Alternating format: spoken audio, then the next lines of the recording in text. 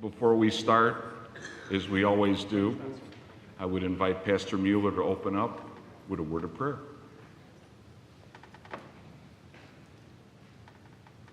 So friends, the Lord be with you. Let us pray. Lord God, our Heavenly Father, we thank and bless you for this body of Christ, the community of believers. We are in your power, under your power, strengthened by your power, envisioned by your power, wise by your power, all those things by the work of your Holy Spirit among us. Help us to be the people of God that you've called us to be. Give us your strength and joy. In Jesus' name, amen. Amen. Thank you. Well, once again, a good afternoon and welcome. Just out of curiosity, how many of you folks were at the November meeting by a show of hands? Excellent. In which case, thank you and welcome back. Those of you that were not at the November meeting, so you know, we had a phenomenal response and we had a phenomenal meeting in November, and we had some very good and frank discussions with everyone in regards to, simply put, what's going on. So the thrust of today's meeting is to update you from that November meeting, and so you feel connected and in the loop. So, again, on behalf of the Church Council and Board of Elders, welcome. As I said, this meeting is an update meeting, so consequently, this is the second meeting in the same church calendar year, and that is rather unprecedented. But we are in the midst of unusual times, with attendance issues, which translate to giving issues, which culminates in financial issues. We're going to do our level best to update all of you on a lot of the aspects discussed in November. With that, let's go to work. Before I do that, I'd like to introduce my fellow members of the Church Council who are sitting amongst you. Vice Chair Elaine Pizzacaro, I know you're sitting here somewhere. If you'd be so kind to stand. Thank you. Treasurer Jim Mathias, and Secretary Norm Janis. Thank you. Ann Bainey. There. She's in here somewhere. Todd Eichholz. Thank you. Joel Eggerding. Don't forget to wish him a happy anniversary. Jen Hallis. Thank you. Dave Kelly, fresh off of Girl Scout cookie duty. Mike Nagel. And Paula Wegner. Hello, Paul. Thank you once again. Okay. Let's chat up a little bit about what we'll be discussing today. I know we touched upon this in November. For those that were not there, we're going to do a little bit of a chat about the explanation of what's the role of elders in church council and how they just fit in governance here at Trinity. Then we're going to chat a little bit about the 5 years plans looking forward, as well as the fact that we're at about the point we have to think about a future pastor. We're going to touch upon the school very quickly, and then we're going to get on to, quite frankly, the meat of the matter, which will be the financial update. Jim Mathias is going to walk us through that. And then we're going to be addressing a lot of the questions that were already submitted to us via email. And as you came in, hopefully everybody had an opportunity to get the cards that were being passed out. If you have questions that come up during the presentation, we'd ask if you'd be so kind to get those questions on there. We'll, time permitting, we'll do our level best to give everybody a chance to get those heard. All right. This here is taken directly from the Trinity Constitution. And what it does is this specifies governance of operational as well as the spiritual mechanics here. The Board of Elders is the group of members who have the responsibility of overseeing the spiritual life here. And they are the folks involved in such issues as church services, member spiritual support, church attendance, all that. The Church Council, that's the board that is the voice of the congregation on operational matters. Each member has a fiduciary responsibility for all operations of the church and school. And as a board, we receive regular reports from each ministry and monitor the operations from the policy-based governance model. So, to summarize, the elders watch over the spiritual life here at Trinity, and the church council watches over the operational life here at Trinity, spiritually. This deals with the scope of the authority of the congregation, the church council, to deal with a lot of the aspects of operational life. As you can see, it calls for involvement in the day school, in the Sunday school, in the vacation Bible school. There are also involvements in all the choir activities, a lot of the youth activities. If it's operational in nature, it falls within the purview of the congregation, therefore further to the church council. The secondary paragraph, there's specific language that assigns responsibilities to the church council to fulfill their duties in accordance to the Constitution and policy-based governance documents. So as much as some people would like to think, we don't have the opportunity to sit in a room and just snap our fingers and say, make it so. It doesn't work that way. So again, with those parameters in mind, the governance around here is defined and assigned to the congregation, which then assigns various responsibilities to the elders and council. Then policy-based governance then takes the various aspects and disperses those responsibilities to the staff, primarily through the senior pastor. So that's the pecking order. This here, what you're looking at, is the cover page of the Trinity Constitution and policy-based governance documents. It is roughly about 80 pages, maybe a few more, including all appendices and indexes, and it covers all policies that deal with strategic goals, financial policies, senior pastor authority, and limitations. This document is available to any member upon request, and it's good nighttime reading on occasion.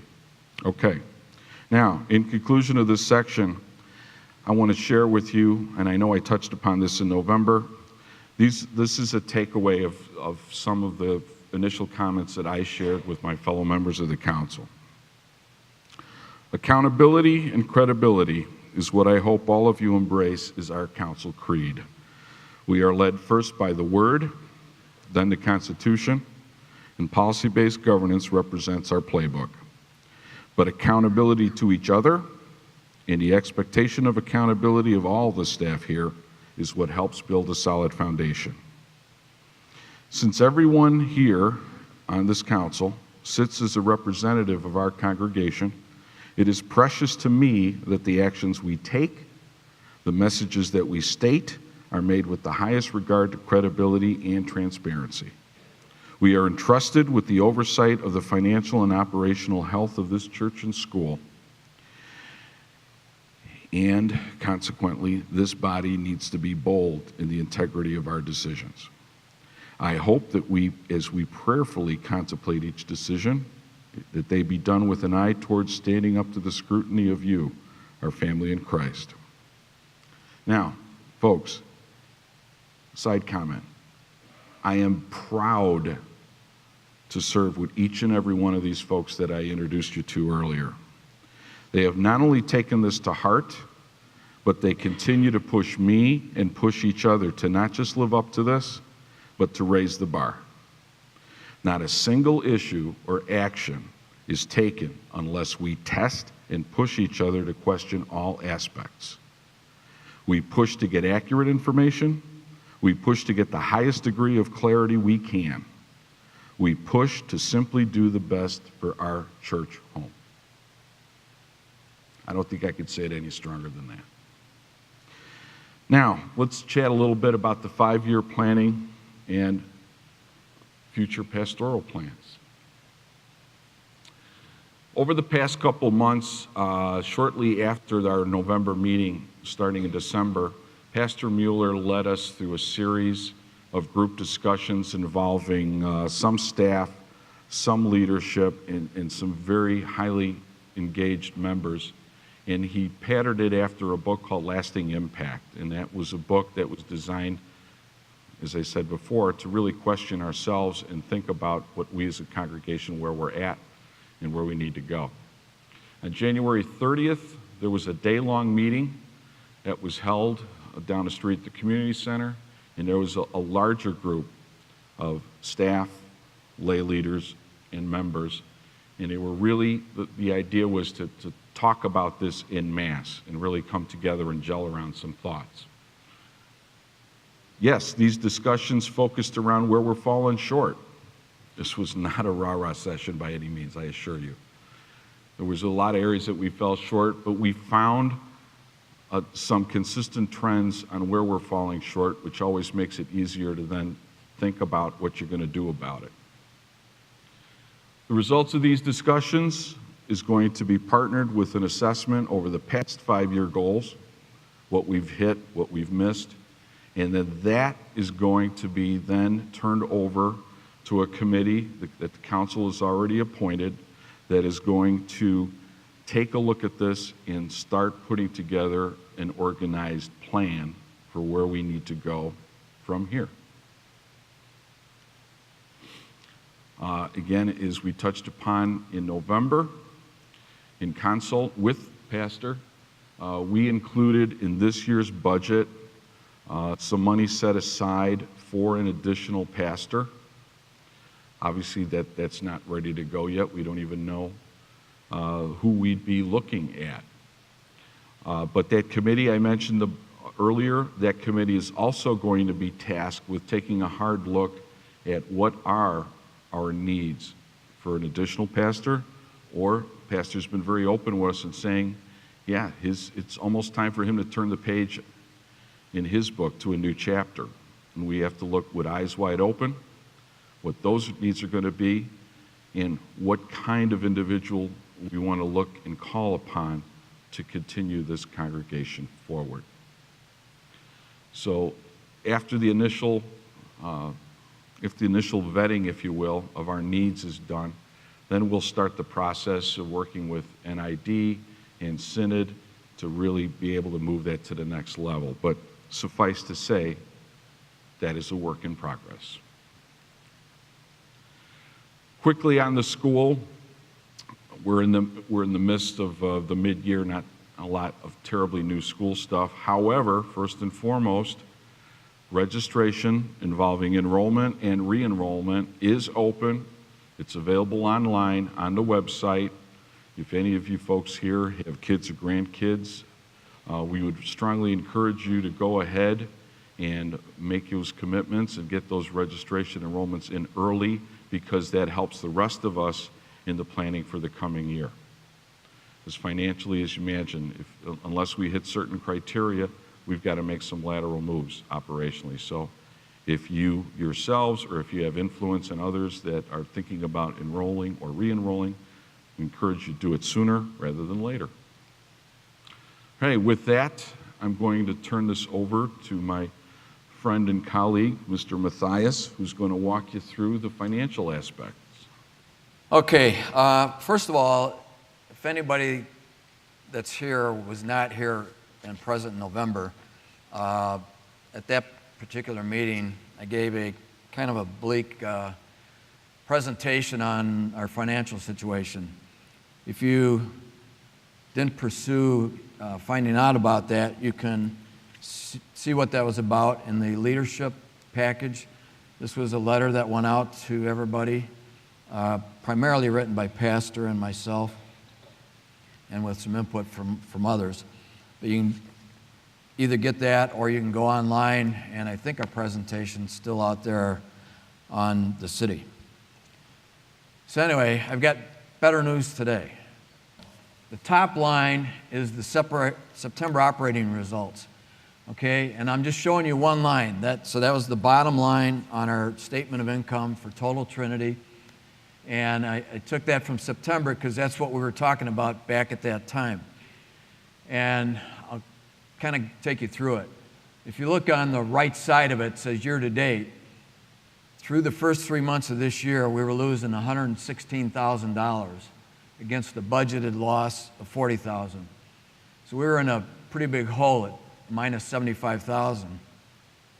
Not only that, when you look at the last 6 months, which I discussed at that time, in the last 6 months of the prior year, which was January through June, we lost approximately $160,000 in our operating results.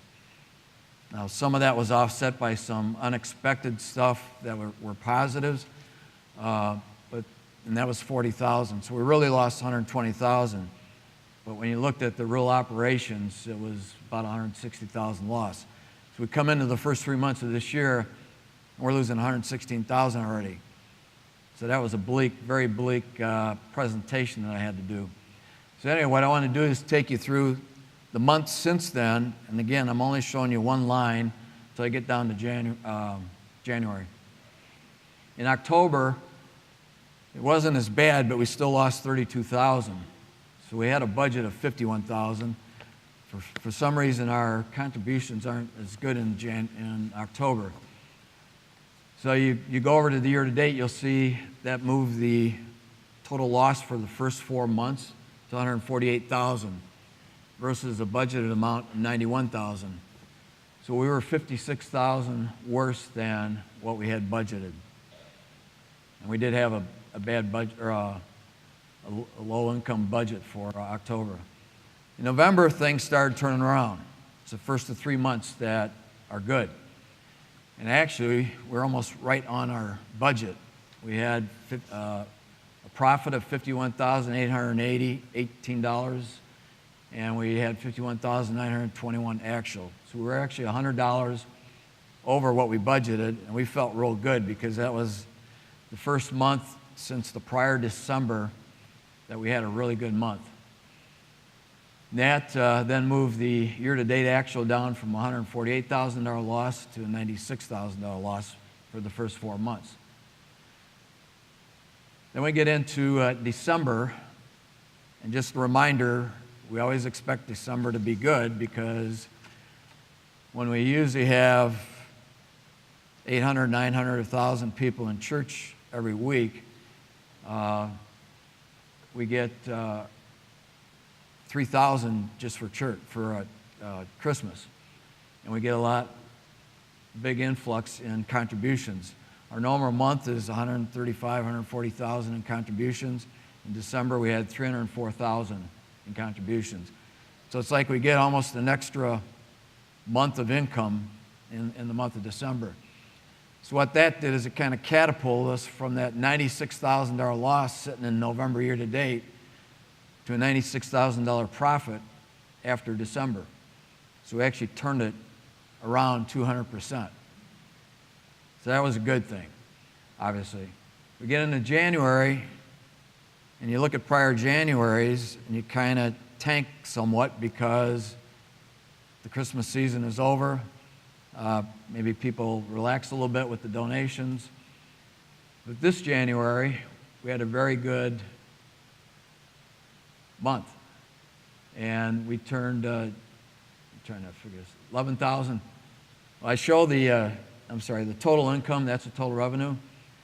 So that's the first month where the only month that I'm showing you revenues and expenses. So you got $358,000 under the current month column, where it says total income, that's the revenues. We had expenses for the month of $346,000, and our bottom line result for January was $11,315. That was against a budgeted loss of $38,703. And Pete Croner's not here, he's off for the weekend, but I can't really explain exactly why January is supposed to be so bad, but that is the worst month in the budget that we have for the last 6 months of the year. So we were $50,000 over in January, so what that means right now we're sitting at $107,338 gain over and above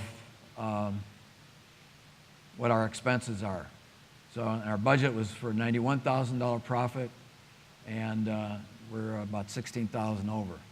So in 3 months, we made a quick turnaround from where we're at the end of September. Okay, this next slide is exactly the same as the previous one, except the last line. And what I'm trying to show you is, I showed you where we came from, And the last line is the forecast for the last 5 months of the year. So that would be February through June. And what we have budgeted is a $10,800 gain over those 5 months. So in other words, about $2,000 a month. When we get to the end of the year, it just isn't quite as good from a revenue standpoint, and things start winding down in school. So we carry that forecast to our January year-to-date result, and it means we should have a $118,000 gain when we get to the end of the year. That's if the budget plays out. But if you remember, for those that were here, I talked about what's not in the statement of income is what we pay towards the principal and the mortgage. That is not an income statement item. It reduces the balance in the balance sheet, and we have to pay approximately $17,000 per month, around $18,000. So for the last 5 months, we got about $90,000 that we got to pay towards the principal and the mortgage. So that doesn't leave us with a lot of money. And in the last 5 months, if we're only making $10,800 gain, we got $9,000, we're $80,000 short in the last 5 months.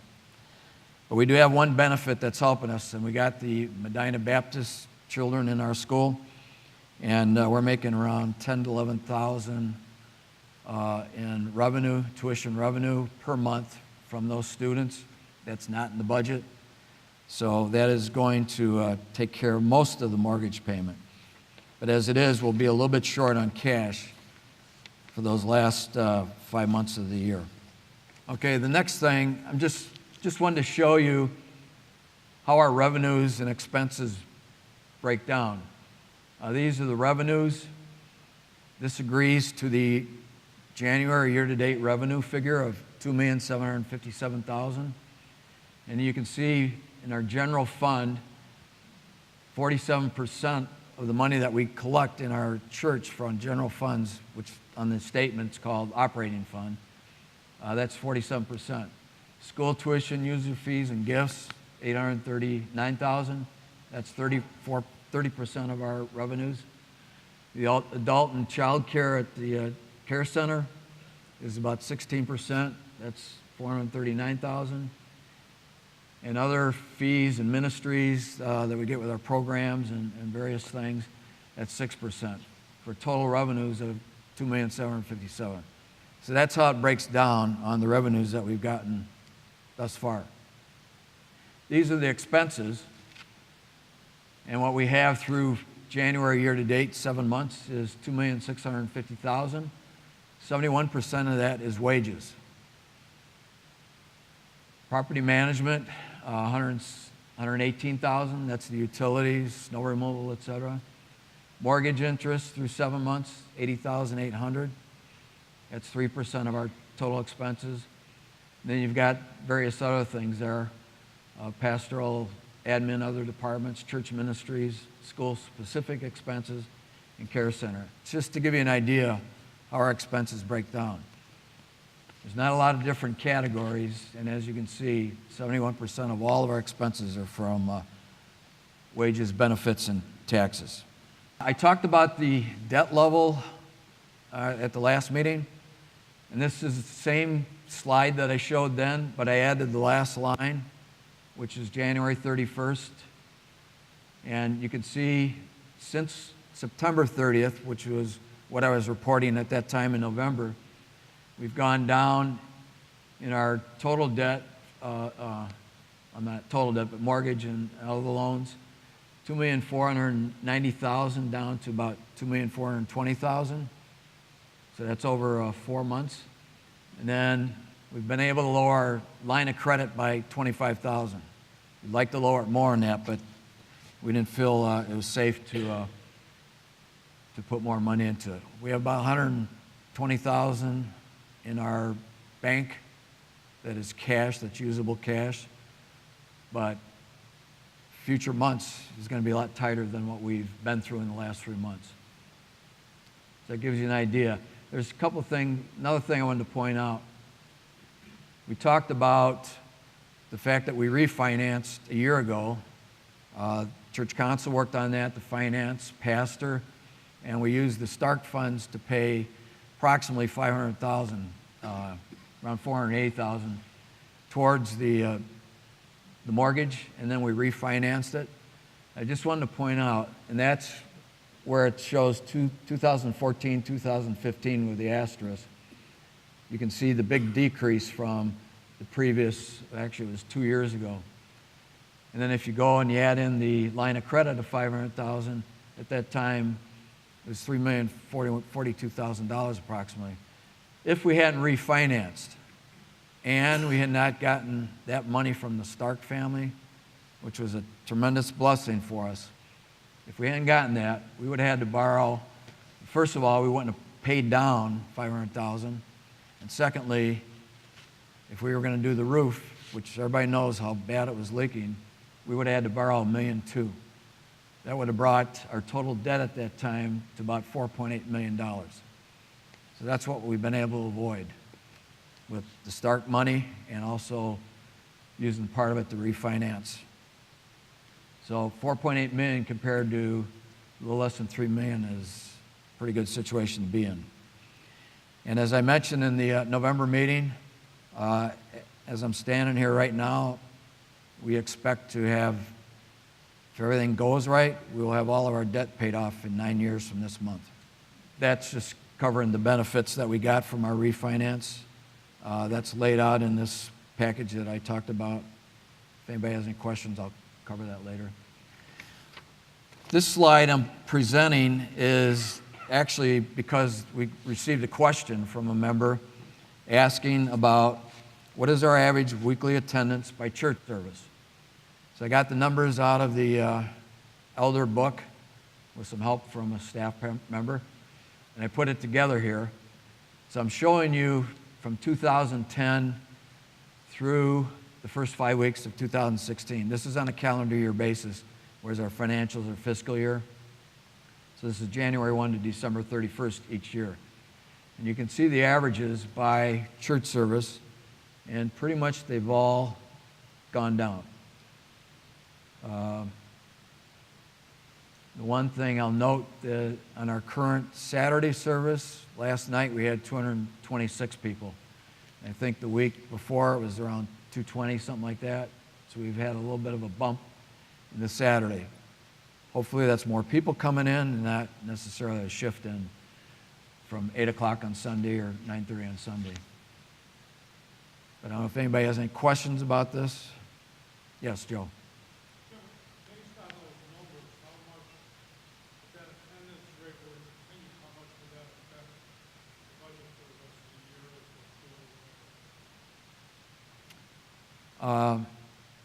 It would definitely affect it. I can't answer how much. It definitely would affect it. And anybody that wasn't here last time, I explained that what's been happening to us, those financial results that were so bad that I spoke about over the last 9 months, and actually 3 years prior to that, it has to do with attendance shrinking and the school enrollment shrinking. And we've lowered expenses probably about as much as we can. You get to a point where you just got a certain amount of sunk cost in your operation. So it's got to stop, or if it doesn't, we'll continue to have deficits. The other thing I didn't mention, we don't know exactly why we've had a fairly significant uptick in general fund contributions, building fund contributions. I'd like to hope that maybe it had to do with the message that we sent in November. We don't know that for a fact, but we have had 3 good months in a row with our donations. And the first week in February was very good. So we've already put in a fairly good dent into what we need for February in the very first week. Beyond that, I don't know. But I'm hoping it keeps up, and hopefully we can find more people to come to church services. I just wanted to cover briefly, talk about the finance ministry. I'm a member of that. We have Norm Janish on church council, who's a member of finance. We have Todd Eichholz, who's on church council, member of finance. And then we also have Tom Lewis, if you don't mind standing. Tom Nukakat, or Dave Nukakat, sorry about that. And then Pete Kroner, who's the staff member, basically the chief accountant for Trinity. So we're the ones that are watching the finances. I report up to the church council as treasurer and let them know what's going on, but we're the ones that are trying to evaluate as much as we can and help out. I was just going to read what our responsibilities are. The finance ministry is responsible for approving Trinity's financials, reviewing the financial policies and procedures of Trinity, and making sound recommendations for improvement, determining that proper accounting principles are being followed by the day-to-day accounting operations, and ensuring that proper controls are in place to protect financial aspects of Trinity. Just going to cover a few things over the last year that we've done. We expanded what you were looking at on the slides before with the numbers was from the operating results, and we used to just have one for Trinity. And we expanded that so we have one for Trinity, total Trinity, one for the church, one for the school, and one for the care center. And that is a great benefit. We were involved in refinancing the debt last year, which has been a tremendous help. That did lower our our mortgage payment by $3,000 a month. And the total savings I'll just remind you, total savings by that refinancing over 10 years will be $800,000. We were recommended to birthday blessings that had gotten dropped for a while. We recommended that get reinstated. It's of benefit to us. It's about $10,000 a year. Closely monitoring the monthly financials and trends. We relieved senior pastor of day-to-day financial oversight. When we lost our head financial guy a couple years ago, pastor took over, and we've relieved him. He needs to be doing some other things, so we can handle that. Reinitiating financial audits and reviews of accounting policies and procedures. That hadn't been done for a few years, so we're starting this quarter. I'm going to start looking at restricted funds and auditing or reviewing that. We're looking at payroll. Let's just mention a couple. We've got about a list of 15 areas in the accounting and finance that we want to review.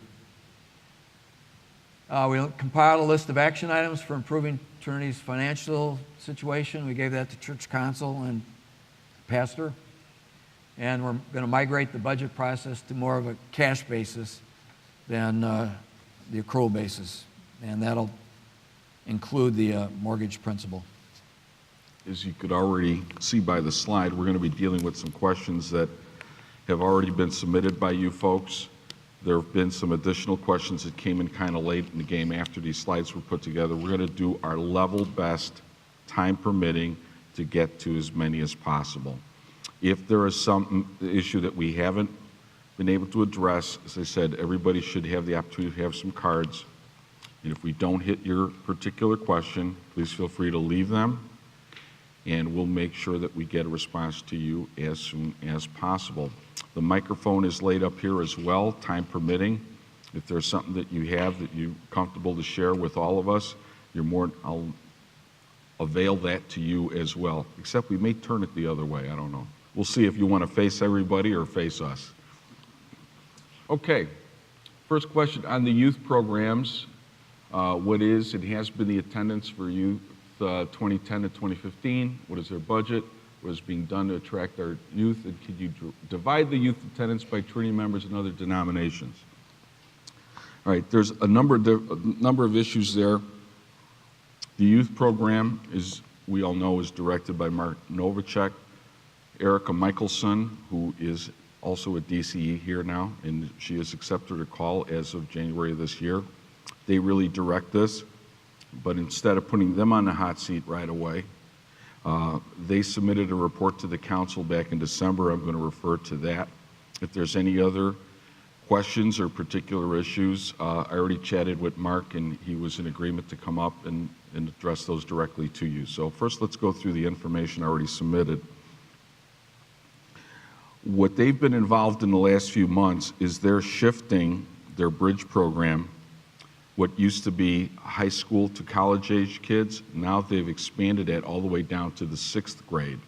And they've now engaging, if that's the right word, all the kids from the 6th grade all the way up to college age. So they have a very sound program in terms of that.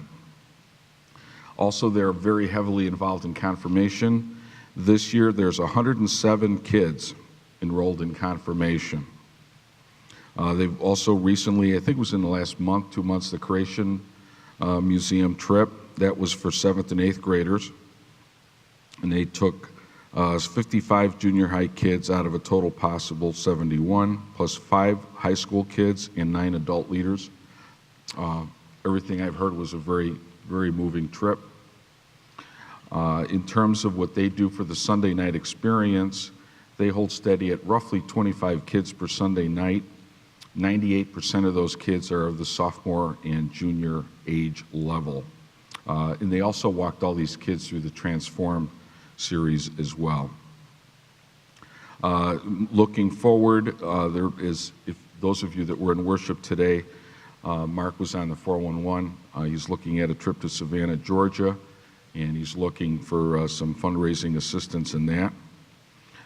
They're also hoping to do another trip to Puerto Rico. However, Mark has informed all the kids that this is going to be a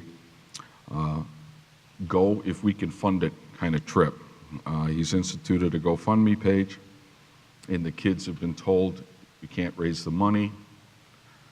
It's going to be difficult. I'm sure that was an inspiration for all the kids, but it's a good idea. Have the kids take some responsibility. They still do a dodgeball program every Wednesday night. They have about 60 kids that come per week there. Eric has really been involved with the Bridge 1824 series, and she's getting some good results, everything I've heard. So in terms of the youth program, I don't know if we addressed all those particular questions, but that is the information we have. Is there? What is the total cost of youth ministry? I don't have the total cost on hand of what youth ministry costs. I know that figure-wise, I think it's like $75,000, including, that would include confirmation, both mission trips that we're taking, the Sunday night experience, Bridge 1824. What else do we do? And the youth gathering. Those are the large ones that we do. How many youth are served? 107 confirmation students, roughly 25 to 30 on a Sunday night, roughly 10 to 12 for Bridge 1824. We have 37 students signed up for the Savannah, Georgia trip. We have 10 kids signed up for the Sidra, Puerto Rico trip, which is a spiritually mature trip, which we closed. There could have been more kids to go on it, I suppose. College dodgeball, we have roughly 60 that come on a Wednesday night. What else? Is that about it? And currently we have 14 churches and over 200 students signed up for our youth gathering in April. Why do mission trips out of state? Well, we do both. We also do things locally as well. Quite frankly, we do things out of state to give students that mountaintop experience. Kids want to be able to go and serve and see things. Can we do things locally? Sure. Confirmation, just a couple weeks ago, we had a family service night where over 200 people came out and we made scarves for pads, and we also made coloring books for kids who had cancer in the hospital. And then we set up prayer stations in the worship area to be able to pray for ourselves, for our families, for our friends, for the world, etc. So we do both and then let's see, I guess that's it. I'm really excited about where youth ministry is headed. Al was talking about bridges. When I arrived here 4.5 years ago, the programs were fine, but they were very isolated within each other. Now we have this great, what I call a bridge from 6th grade all the way through college, where we're giving students opportunity to grow big in their faith, starting in 6th grade with confirmation and going all the way past college. It's really an extraordinary time to be a part of youth ministry. And Mark, there was another question asking, so what is the church contributing to these mission trips? How much money is coming out of the church budget, or are you funding it through your own fundraising? Right, most of it is fundraised through fundraising or through also student fees. And then, just for instance, Congregation is donating, though. We did make $568 this morning towards our youth trip. So, yeah. But that's not coming out of that's people giving directly to this mission, not Correct. going to the operating fund and then funding you through Right. budget. Right. Okay. Okay. Thank you, Mark. Appreciate that. Oh, I'm sorry. We're charging, for the Georgia trip, we're charging $575 per student, and that covers the entire camp, which is $499, and then the rest is trying to cover for the adult leaders who are taking up their own time to be able to give and serve. Thanks again, Mark. Moving forward, we have a question about the community center and the financial situation, and Jim Mathias is equipped and prepared to deal with that. Okay, I've got my statement of incomes here for the Care Center. As I said, we started splitting that out about 15 months ago. There is one problem, and it's appropriate that the question's coming up about the Care Center right now, because we are looking into trying to get a better handle on the financials. The reason I say that is you've heard when we talk about school tuition, and there's an allocation that goes to the school for indirect costs. Well, the same thing needs to happen for the Care Center, but there's really never been a need to talk about that, so that hasn't gotten broken out. So I had just happened to communicate with Pastor about 10 days ago that that is something we need to look into, and I wanted to see the allocations that are being done so I could review them and have finance look at them. So we're in the middle of that. So there are indirect costs that happen that don't get spread out to the respective areas in their statements of income. An example of that would be Tom Troike and his property group over here. They're out of here. They're working for the church, they're working for the school, they're working for the Care Center. Care Center would be a very minority number versus the others, but still they're doing some work for Care Center. You got an accounting staff, same thing. They're doing some work for the Care Center. You got pastors and other people that are supportive of the entire operation here. So what we need to do is spread out some of that expense. We don't intend to really put it into the P&L, but it's something we need to keep track of so we know exactly what that additional cost is. So we don't have that right now. So we don't have indirect costs. All we have is the direct costs that I can quote. And what I can tell you, at the end of last year, which was June 30th, 2015, this may be off a little bit because I had to estimate a split on a couple expenses that are on the statement. The child care had a $40,000 profit. They had $641,000 in revenue, and their gain was $40,000 for the full year. The adult care had $155,000 in revenue and had a $39,000 loss. When you add them together, obviously we had about a $1,000 gain for the two operations over there. Not a lot of money, but they did not lose. So far this year, that's through 7 months, January 31st of the fiscal year, the child care has had revenue of $359,000, and the gain is $11,000. So they've had some drop off in revenue, and the expenses are up a little bit.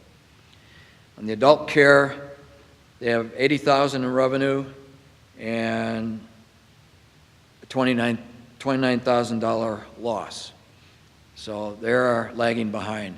If you go, I went backwards and looked at 2010. They both had some profits. They weren't real significant, but they were profit entities for us. 2012, they had to break even when you added them together. So that's the status. Right now, the adult care center is losing some money, and the child care is making money. Okay, thank you, Jim. Before we get to the next question, Mark, who does have another commitment to work with the kids, he wanted to have one closing thought. So, Thanks. Cool. Sorry, I was just walking out of here and it occurred to me, be bold for a second. So we were about ready to head out to Sunday nights. And would you all please help me and Erica to pray for some of the students? Currently, we're dealing with, there are, right now at Lake Park and just some of the other schools, huge cutting epidemic and drug challenge epidemic. Right now, we're helping to pray for and counsel about 14 kids who are cutting, another 4 or 5 kids who are seriously dependent on drugs, and a lot of depression right now. And it's an everyday thing, and we're working on trying to figure out, I don't want to call it a support group because we're not like psychologist professionals, but a way where we can get together with kids that can come together with scripture and with prayer, and to be able to encourage them and build them up. Yes, Pastor?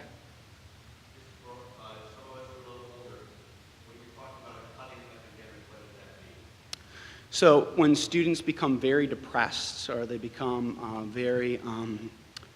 they feel very isolated, they will start taking a razor blade and start cutting themselves. And it's not linked to suicide. It is a release of pain, and it's a deep, dark place to be in. And I wish I say I don't have a lot of experience with it, but I have a ton of experience with it. And right now we're dealing with a whole bunch of it. And it's constant texting all the time.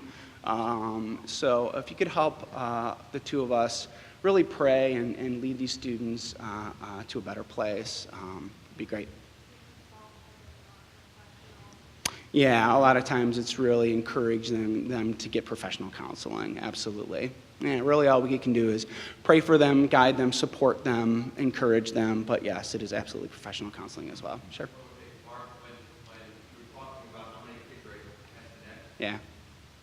because I know that there's a lot more kids. We have 25, but SNX reaches about 100 Yeah. kids. Yeah, that's about right. About 120 come in and out per month, about that. So a lot of our contact is through social media and texting. So, gotta go. Thank you. thank you again, Mark. Appreciate that.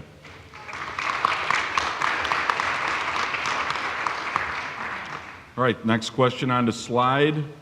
Mr. Matthias is taking a look at that, and he's prepared to respond. Okay, anybody that really knows me knows I'm a dart player, so I'm good at dodging darts.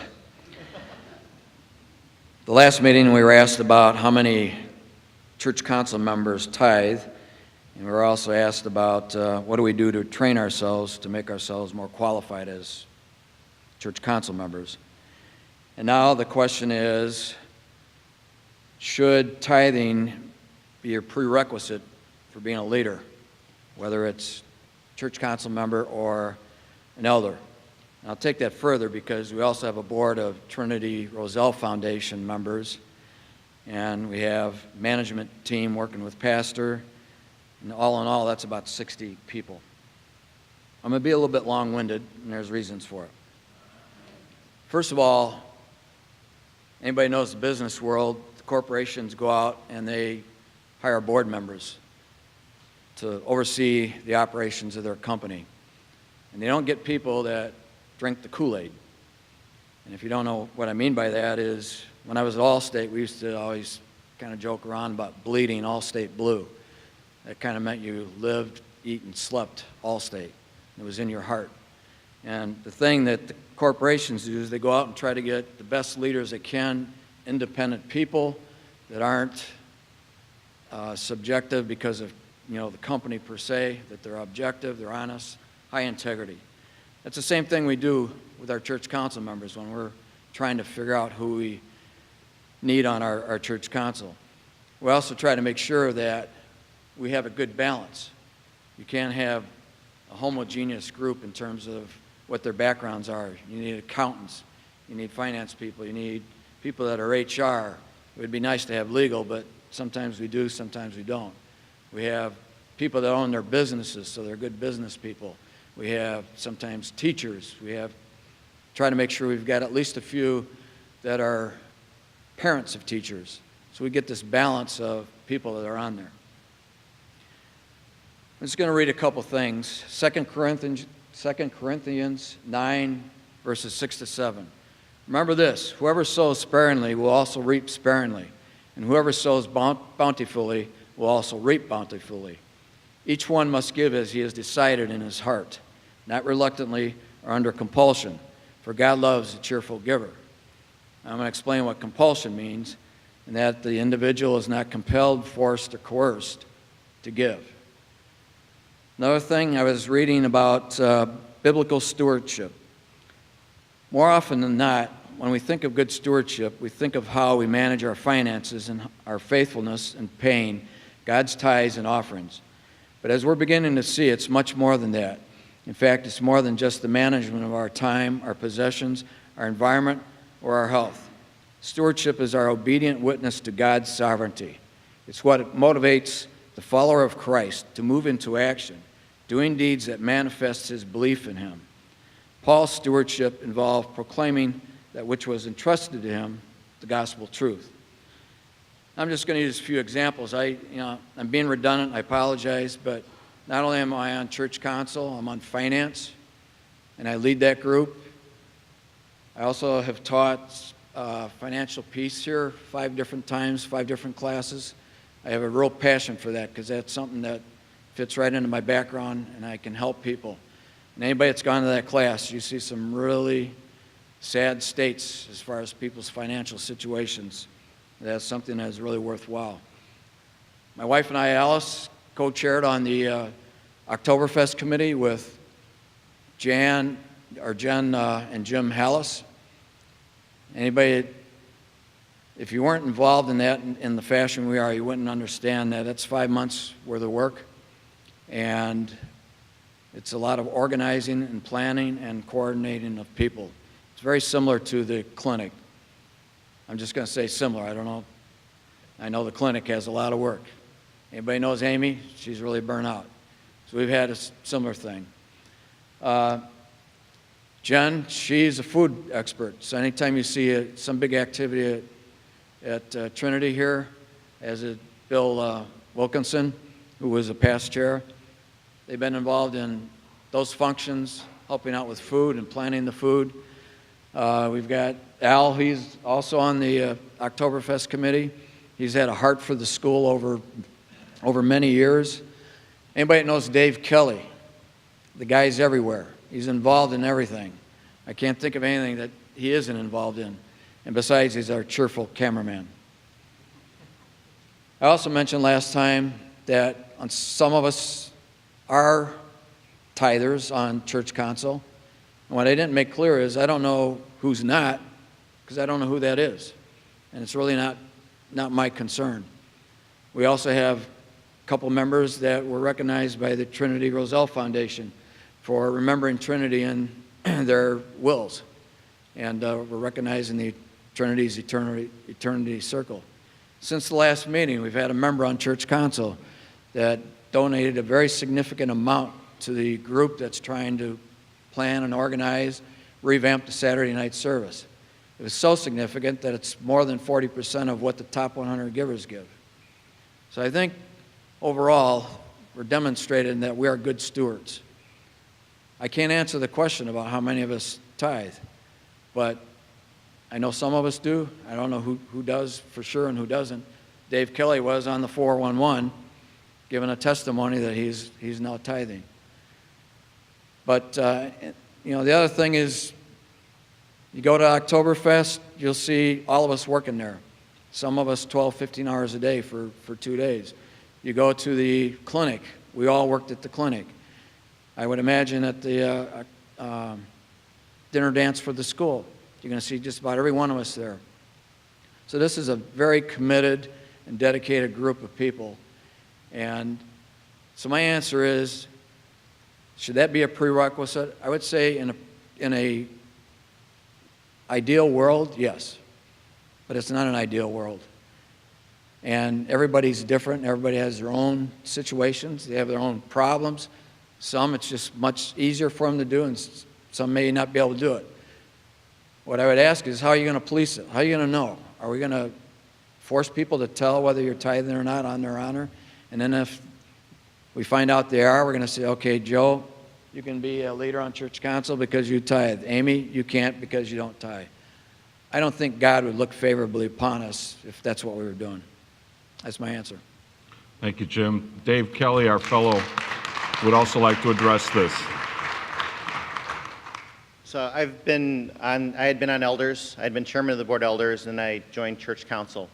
If that had been a requirement, and I think back 9 years ago when my son was in kindergarten, when many of you probably hadn't known me, I would never have grown, my wife and I, we would never have grown probably to the level of spiritual maturity that we had come to if I hadn't become an elder, if my wife hadn't started serving on the clinic, if we hadn't have made those changes. It had taken us a long time to get to where we needed to be financially, with taking various financial help, going through financial peace. So for me, I know that I wouldn't be here, I don't even know if my children would be going to school here this long, if I hadn't had those opportunities to use the gifts that the Lord had given me for this congregation. So I think it's a growing process if you're ever asked to serve as an elder, or if you're ever asked to serve on a ministry team, or if you're ever asked to serve on any of these groups. Oftentimes, I'm gonna go out on a limb and say a lot of people don't feel that they're qualified to when they're called by other people who see that potential in them. And I'm just proud to have been able to serve with my wife and I, and have had that opportunity for growth. And I thank the Lord for that. Well said, sir. All right, folks, let's move on forward. And some of the previously submitted questions. Next question is asking for a detailed report on Sulphur Double Harvest. We started poking into this, as those of you may remember. Sulphur Double Harvest was a campaign that started about roughly 2012. At that point, it had a very well-defined list of goals, both from a material capital standpoint as well as a spiritual, trying to move us forward as a congregation standpoint. I went and pulled up some documentation. Among the goals back in 2012 was to complete the community center, the build out primarily on the north end of that structure. Also, ultimately put an extra sidewalk for accessibility, and also enhancing the tutoring space at the community center. It also included, again, back in 2012, the intention was to help the repairs with the roof, which even back then, we had enough buckets around here where we knew what we were dealing with. Resurfacing the parking lot, replacing HVAC roof units, repairing stained glass. The list is over a dozen. Needless to say, in terms of the financial goals, it fell short considerably. I don't have the specifics, but I do know that as of today, and I checked with Pastor this morning to make sure I was not speaking out of turn, we've got roughly 50,000 in commitments that are yet to be collected.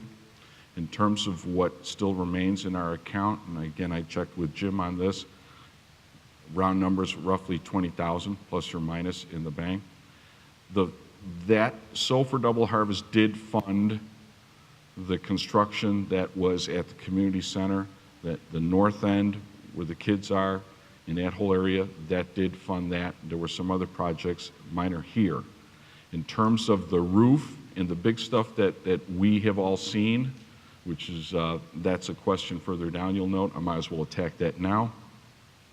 There was a lady who's very, very generous to us and bequeathed a very nice sum of money by the name of Mrs. Stark.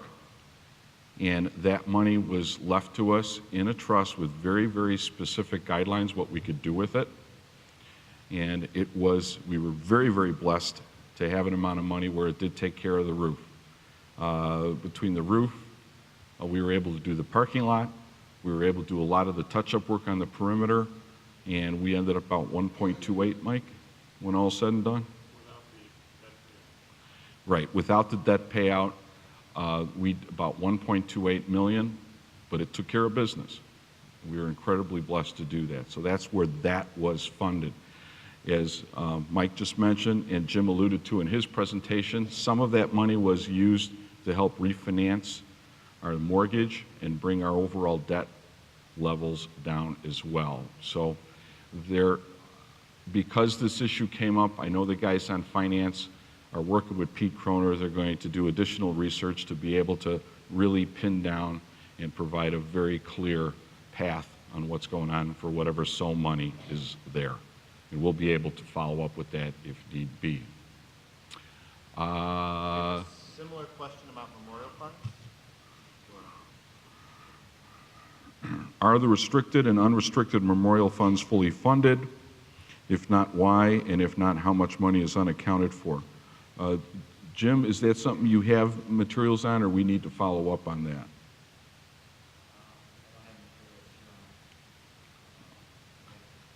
Okay, but we can get this information. So as we stand before you today, we cannot give you a direct, honest answer to this, but we can get that information. We'll make sure that it gets followed up on.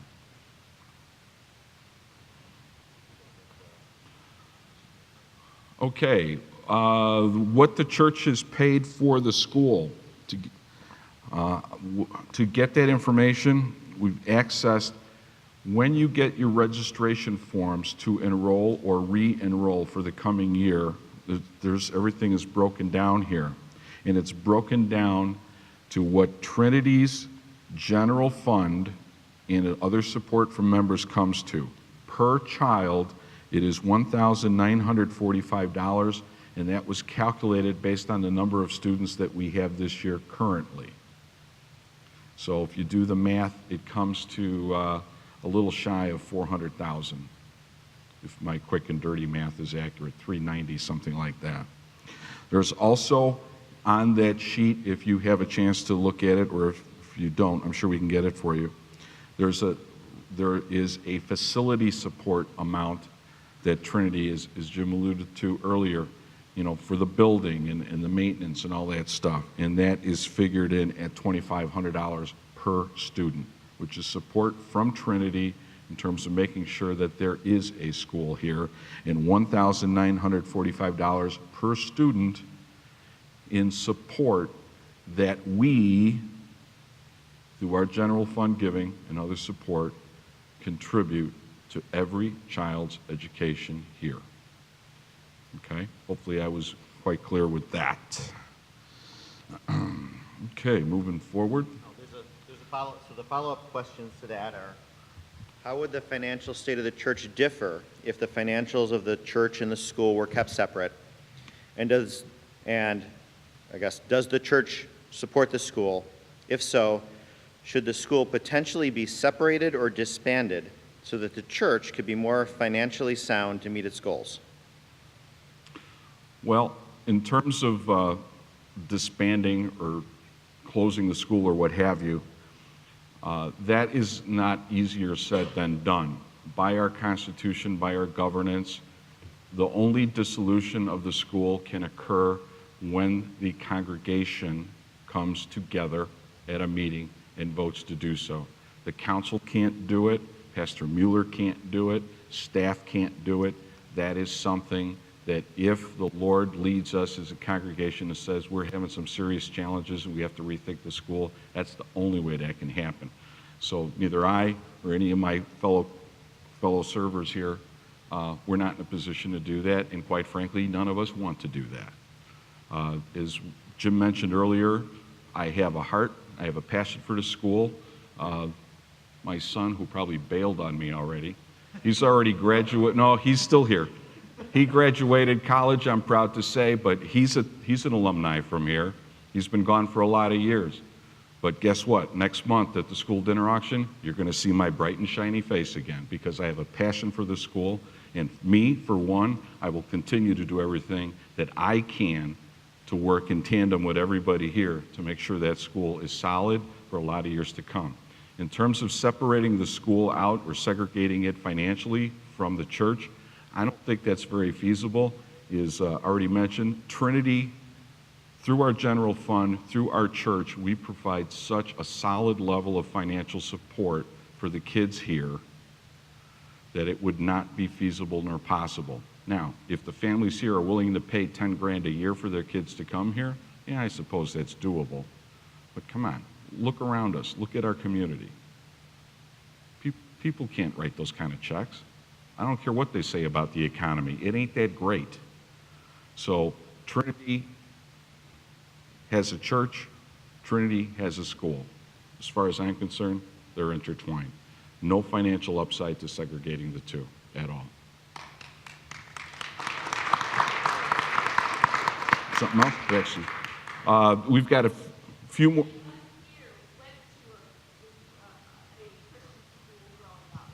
It's a very good question, Bonnie. By a show of hands, how many folks went to, and actually as I gaze around, we got a few Trinity alumni, not just Christian school, but Trinity alumni here too. That says a lot. That stuff sticks with you. And there's a reason for that. So thank you, Bonnie. That was very good. Now, the next couple questions you see are truly dealing with church attendance and membership issues. My friend Keith Abraham, the chair of the Board of Elders, is here, and he's kindly agreed to chat with you about those issues. Hello. Thank you, Al. Well, we can certainly tell who controls the budget because he gets a tablet and the elders get a sheet of paper here. So. Okay. All right. One thing that I just want to mention here is when Dave Kelly was talking, one of the things that he did not mention is because there weren't the requirements, but there were the opportunities, not only was he able to grow his faith and spiritual maturity along with his wife and family, but Dave has also touched a whole lot of other members in growing their faith. So I can personally attest to that. So,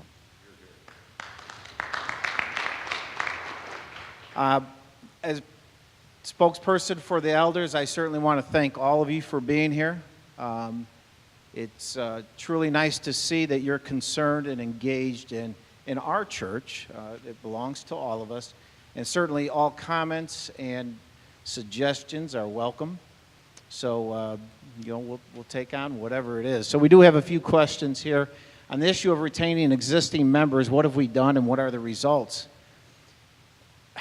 Obviously, I'm a little biased, but when I look around here, I think our church has so much to offer and a lot that retains our members. We have 5 services. We have a praise and worship service, traditional, contemporary. We have a monthly prayer and healing service. Elders are involved in so much, from missions to confirmation to the clinic. Almost every event that goes on here, there's going to be an elder involved. And not because they have to, because they choose to. I think that helps retain our members because of what we do offer. And I think that we do offer a lot here at Trinity. And I'll get back to attendance here in a little bit, but we'll just move on with these questions real quick. Similar, for new members, what actions are being taken? Well, we have elders, in particular, Elder Carter, Dave Carter, who's absolutely doing a yeoman's job in working with new members and attending classes. Upon completion of their classes, we will, the elders will do an interview, and we plan on following up with them and working with member care so that they have an additional point of contact. It's said, I believe, they need about 6 contacts in the church to feel welcome and continue. And the elders will certainly be part of that, helping the new members feel welcome and certainly helping guide them and helping them to grow their faith. How many members have not attended? By our records, 1,375 did not attend in 2015. gotta. You get the follow-up ones that didn't make Oh, the okay, slide? so yeah, I wrote them, I thought you had them up there.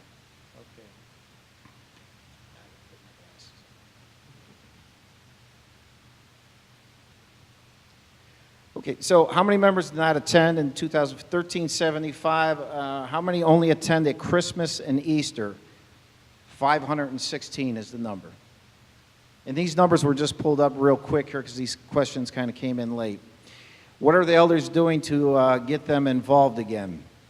Well, I mentioned some of the things, and one of the other things that I didn't mention there was we are doing calls again. At Christmas, we're doing calls, the Come Home for Christmas, along with a pastor's robocall that went out. And in March, we're really gearing up. We're not just going to be calling members as we did in the past whose attendance patterns have changed, but we're also going to be calling existing members because we have a big belief that growing your faith is a very important part, not just attending and coming to service. So it's a little bit of both. Next question is, why should we retain members who attend 1 to 2 times a year? Some people say that they just want Trinity for a family wedding or for a funeral. Well, I don't think it's our calling to turn anyone away. And whatever point of contact that we have with them, whether it be 1 time a year or 2 times a year, gives us the opportunity to witness to them, to show them the love of Trinity. And if they're not coming at all, then they're lost. If we have them here once or twice a year, I certainly don't believe it's our job to turn them away completely.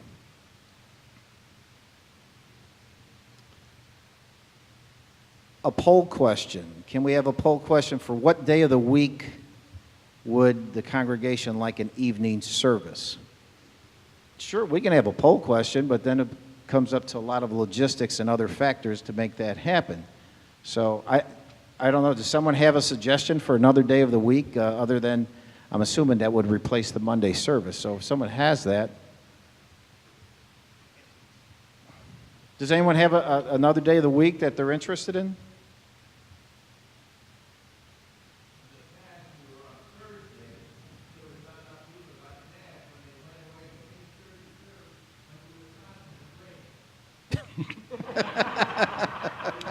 If you folks, if you didn't hear it, let me echo what Pastor Senior just shared.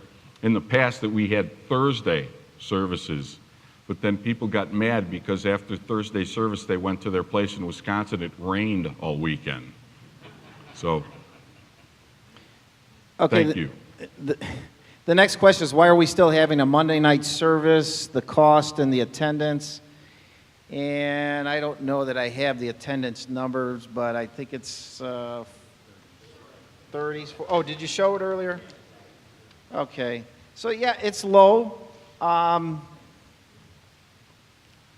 Again, I think we're reaching out, and it gives people another opportunity to worship, and I think that's what we need to do. I don't know that the cost is that great. It's something certainly we can explore, and again, if someone's prefers another night, we can explore that. But that's kind of the way we're set up. Yes. Okay, so 44 was the count for Monday night. That was the average. All right. Are there any more here? Hold on, I got a couple here too.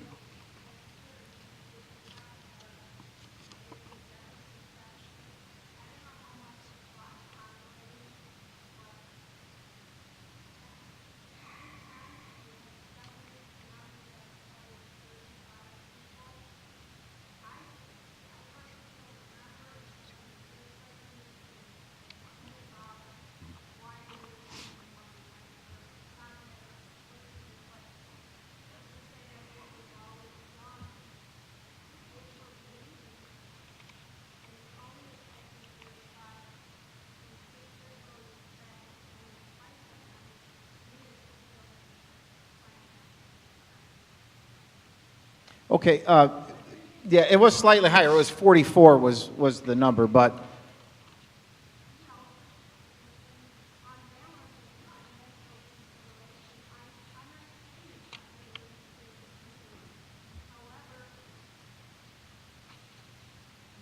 sure. No, I understand. Sure. Okay, Pastor wants to respond to this. So as the person who's here almost every Monday night,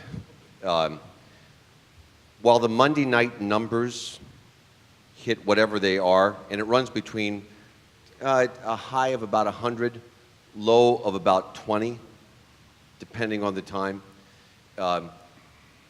If you look at who is coming to these, it's an important population in our congregation that's not touched in other places. A lot of divorced, widowed, and separated people come. And sometimes it's a place where this is a place, a healing place for me. We do a different kind of devotional style of preaching, as well as people who are regularly, because of on the weekends they're watching their spouse, on the weekends they're away regularly, and they want to fully engage here. I would have a hard time not having, perhaps not a Monday night, but not having a weekday night. The only cost that we have for that is the cost of $75 for an organist. Well, for an hour, we have the heat on. You can find indirect costs. That's absolutely true, but finding a place outside of Sunday morning where people can connect with one another, and it's its own separate community to which some people will come and visit on occasions. And so it's high impact. For me, it's high impact, low cost. And I just encourage you, if you've made a practice of Sunday morning, you ought to try the Saturday night service to see what's happening. You ought to try the Monday night service to see what's happening, so that you have an opportunity to see who else is being impacted by this congregation and how we're being impacted. Because your experience of Sunday morning is, either if you're a regular 11 o'clocker, or you're a regular 8 o'clocker, or you're a regular 9:30, or you pretty much have the same experience over and over again with the same group of people. So I'd encourage, but we can also look at other days. Maybe Wednesday night would be a better day for us with some other activities. Who knows? Thank you, Pastor. Okay. Yes, Wayne.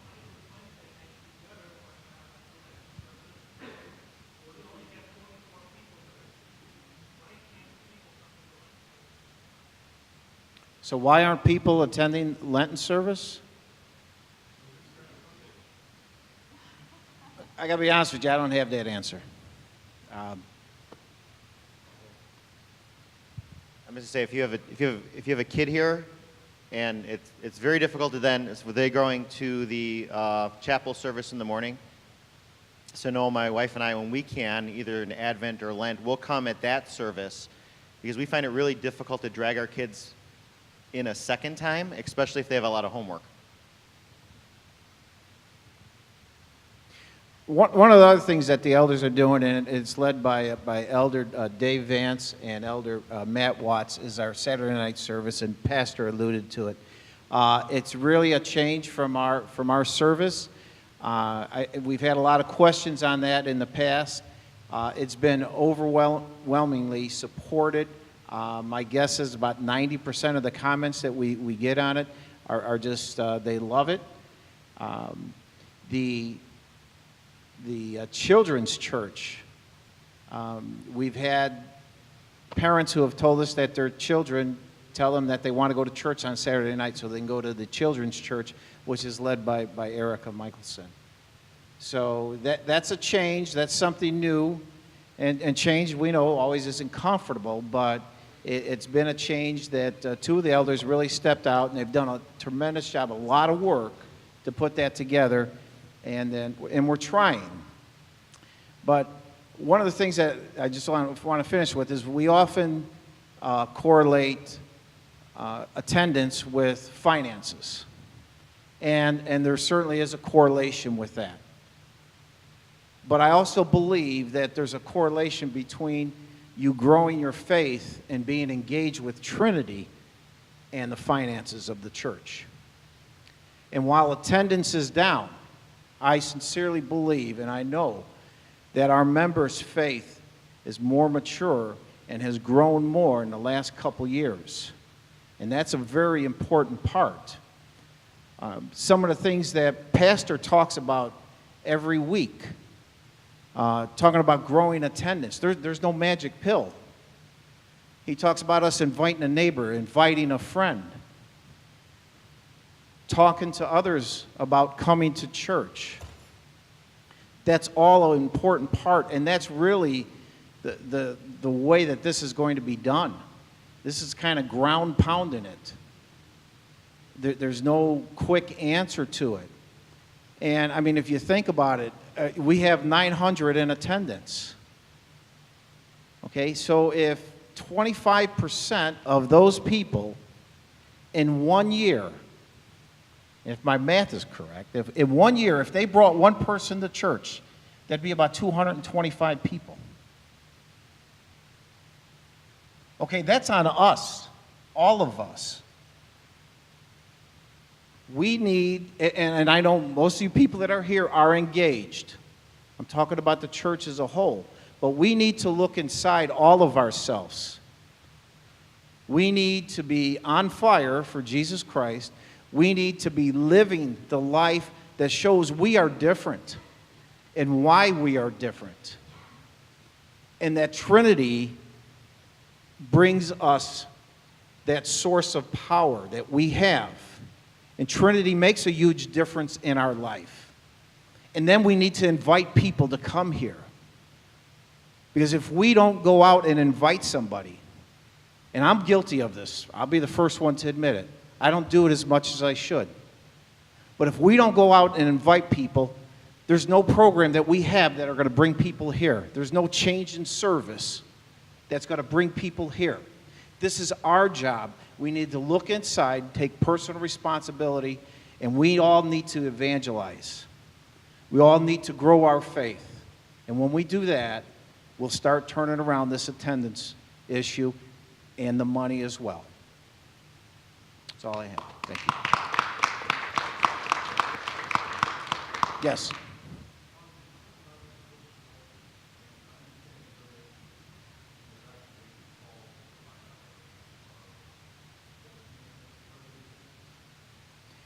People say they're busy, they've got things going on in their life. You know, they thank us for calling, but we don't often get a like, hey, this is the answer, or you know, this will bring people back. Oh, they do. They thank us. Sure.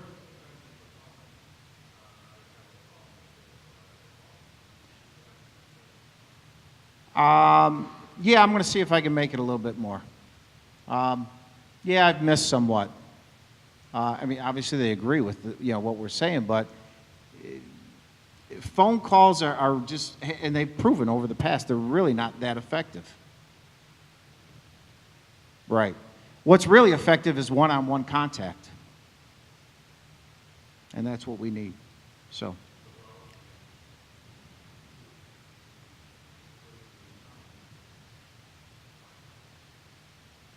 That would work. Okay. Our community walks. What do we get here? We get 30 people. 8 last time. We should be packed. We should. Okay. I can tell you, though, the Board of Elders can't do it, so we need help from everybody. So, all right. Thank you. I want to add something. So one of the things that I've experienced, and I experienced this first as an elder, and then later on when I joined a life group, is meeting other, for me, it's other men who are trying to live their life better, who are trying to live under the lordship of Christ, where we meet weekly and we talk to each other and we learn each other's stories and we start to hold each other accountable to what we say we're trying to do. that has been, for me, the second half of my journey to growing spiritually. I would not have gotten to where I'm at now if I didn't have and I've been in 3 or 4 different groups, and I'm looking at a lot of the men who I've been in groups with. That, for me, has personally been what I was seeking for, and it's what I personally believe that a lot of people out there need in their life and who come into a church. And that's why I've been trying to support that, and why I'm kind of giving a testimonial to doing that. So if you haven't ever experienced that, I encourage you to step out and try a group and experience this better relationship with people who are here and reaching out, because it's just really profound. Mm-hmm.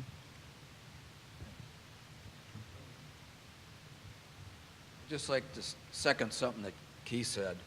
If you remember at the last meeting, I happened to display my displeasure, I guess, with the elders that they weren't making phone calls. And I'm happy that they're doing more now than they were. But I also had used myself as an example. I had called a family that my daughter had talked about because she ran into them in school, and she learned that they had left Trinity. Well, I happened to mention that I had called this individual, and I'm bringing this up because I want to second something that Keith said. A lot of it's up to us. We can't just sit idle and do nothing, and we hear things and do nothing. We have to act ourselves. So anyway, I did call this family, and lo and behold, about 2 weeks, 3 weeks later, we saw him in church. And I was so excited, I called Lanny, who I had passed on the information about this family after I had talked to him. And so I was so excited that I was successful. I had called someone else, and he hasn't returned yet. He has left the church, been gone a couple of years. But he was excited that somebody from Trinity called him, and he passed that on to some friends of his. Anyway, when I called Lanny, she happened to tell me, he says, well, I had made some phone calls as well. And the same weekend that we had seen the family that I had contacted, Lanny saw a couple families that she had contacted. So there are some successes. And this week I learned of another family that claims they got one foot in the door, and they got kids in school. And I'm going to go beyond me calling, but I did call them today. I haven't talked to them yet because they weren't at home. They weren't at home. But I want to talk to them and let them know that someone in Trinity cares, and then I'll pass it on to the office on what this family is. But I just want to use an example that that's what we got to do. That's how we can help get people back and get some to return that may have left. Thank you. Thank you, Jim. All right, let me move forward to a couple of the questions that you have submitted. I'll do my best. Some of them, a couple of them were on a very similar theme. Some of them I think had been touched upon, but I'm going to attempt to address as many as I can. The hour is nigh, but I'll still give the courtesy of that. First question, due to Trinity's financial concerns, will the November Care Clinic continue? Yes. Well, that's one of the most impactful programs that we have here that has gone leaps and bounds. I know Amy's under the weather. She's at home this afternoon, but if she was here, I'd encourage every single one of you to give that lady a pat on the back and a big hug. It's a phenomenal program. We've got a lot of backing, not just in money, but in actual tangible items that are used in the November Care Clinic. So it's such an impactful program. We are so rallying behind it. There's absolutely nothing that we on the council side have seen that will impact or threaten it being back here this coming year. Has the school accreditation process, which was due on February 10th, been completed? If not, why not? When will it be submitted? To my knowledge, I don't think that's the correct due date. I may be mistaken. But I do know that we've got a team of folks working on it very diligently, and we have not been informed of any goal that date certain that will not be met. And obviously, this coming Thursday evening, the council will be meeting again, and any reports on any lack of meeting goals or any of that case has to be communicated by then. But as me standing in before you right here, we have heard absolutely nothing about the school accreditation not meeting its target. Is Bob back there? Oh, I didn't know you were here, sir.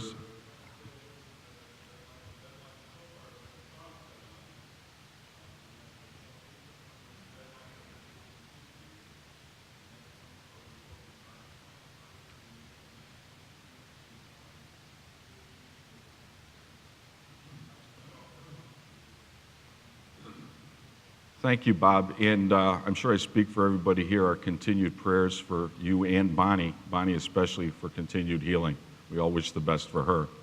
If you didn't hear what he said, April 18th, 19th, and 20th, I believe, are the 3 hard dates for the visiting team to come, and that's going to be ground zero dates. Oh, this is an interesting one. Which has the final say in anything that is church or school business? Is it church council or senior pastor? Well, my short answer is God. Neither. It's God. But that's a little flippant, and I shouldn't answer it that way. The way that governance is structured, as I touched upon earlier in the presentation, the Constitution assigns the congregation to oversee the operational aspects of the church, of the school, of all these other areas.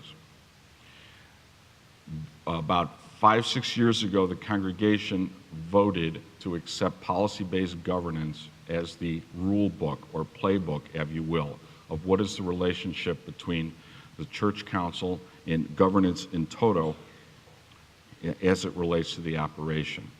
Generally speaking, in the policy-based governance, the hierarchy is the church council, and if there's any either operational or staff-related issues by policy, it's communicated to the senior pastor, and the senior pastor has to make it happen. And the senior pastor, via his reports to the church council if there's any falling short, if you will, of any particular targets or action items that are not done. Some of these reports come via an individual ministry, then through pastor, through us. Some come directly from pastor through us. He has a list of action items, if you will, that are done on an annual basis that he reports to us on a spreadsheet. And by the way, if you haven't worked with pastor on particular projects, you got to love his sense of color, because he comes up with some of the wildest spreadsheets you ever seen. But be it as it may, he is obligated to report to us those items that are on target, that are deficient, or in progress. So we get regular reports on that. So the ultimate say on an operation, if it's personnel related, that goes through pastor. The church council has no direct involvement with personnel matters, except with calls. When it comes to calls, all calls except for the senior pastor's call do get approved by the church council after recommendation from pastor and the appropriate ministry. But in terms of other aspects, it's kind of a mixed bag. All the ministries, the operations here are accountable to the church council, and we receive reports, and if we see something that is in deficiency, we have the authority to go back to the senior pastor and say, Pastor, via policy, this is not meeting up to the standards. Please, sir, time certain, make sure it happens. So hopefully I was able to clarify that a little bit.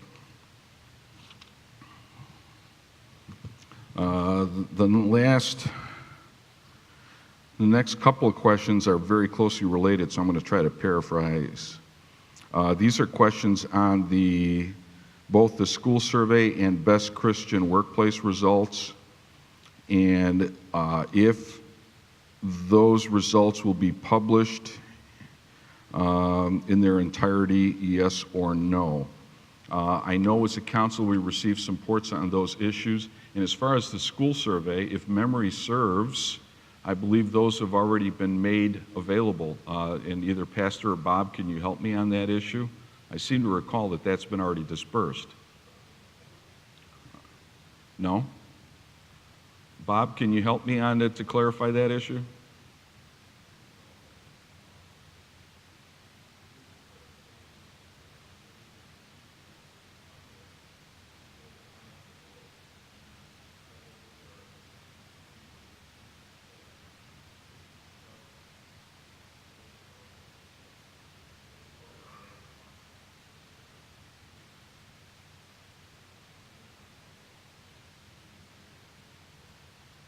Okay, so I stand corrected. I thank you for that. The question again, I'm sorry? Oh, the answer? Andy, 1 second. I want to try to restate what Bob shared with us to clarify. He said that in terms of the school survey, he had taken into the parent presentation, which there were 2 meetings back at the end of January, where he had highlighted the results of the survey, and those were within those 2 presentations. That said, in terms of the question, as far as the entire survey, obviously that wasn't published, and I think we can have a conversation with Pastor and Bob and seeing what can be done to make sure that communication level is improved. Andy, yes?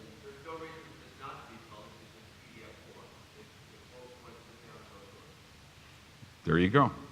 So I would recommend that if those of you from the school side, if you're interested in that survey, perhaps an email to Mary Swank might be appropriate, or to the office. Mary Swank would be appropriate to get those out. And as far as the Best Christian Workplace Results Survey, get an email. Would Amy, Pastor, would that be an adequate contact? Well, of course, she's a little down right now.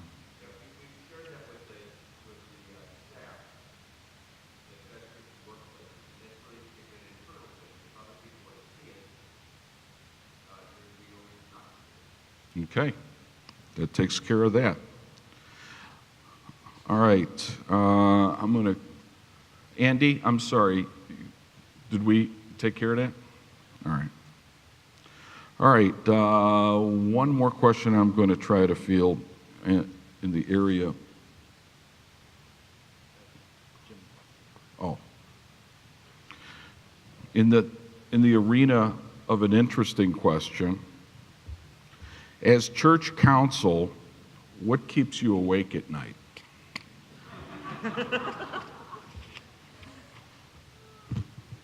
Yeah, the glasses come off for this one.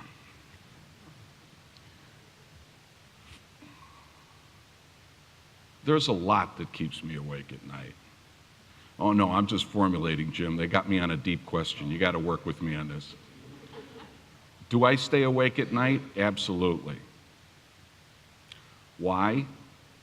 Because coming to Trinity for me is just as natural as walking from my kitchen into my living room. It's my home. It's my family's home. Has been for many years. And what keeps me awake at night is when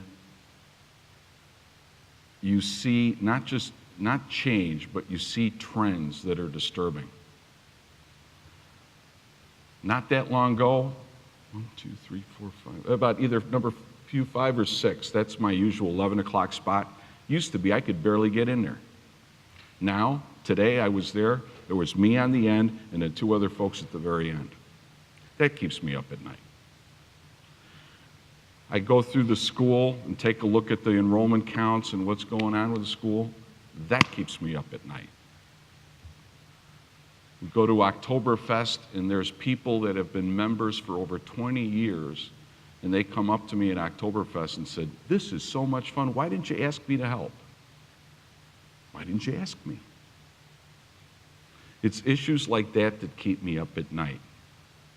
Because this place, you people, are important to me just as you are to each other. And that's what keeps me up at night, because you're worth it. And as long as I am blessed and given the responsibility to do something to help steer us forward, it's going to be for you. Because when I'm done, you're going to be doing it for me. And I hope and I know there's a room full of people here with the passion that I bring to it. So what keeps us up at night? You do, but for all the right reasons.